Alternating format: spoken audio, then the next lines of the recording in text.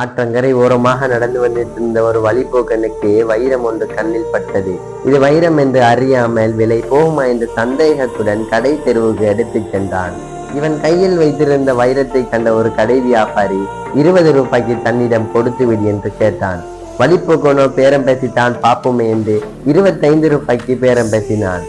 5 ரூபாய் அதிகம் கொடுக்க மறுத்த கடை வியாபாரி 20 ரூபாய்க்கு பேரம் பேசினான். இதை கவனித்த மற்றொரு கடை வியாபாரி 25 ரூபாய் கொடுத்து இந்த வைரத்தை வாங்கி சென்றான்.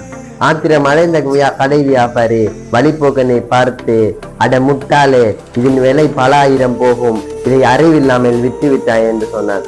வழிபோக்கன் அதுக்கு, இந்த கல்லின் பெருமதி எனக்கு இவ்வளவுதான், ஆனால் இது வைரம் என்று தெரிந்திருந்தோம், விலை போகும் என்று தெரிந்திருந்தோம், தவற விட்ட நீதான் மிகப்பெரிய முட்டாள் என்றான்.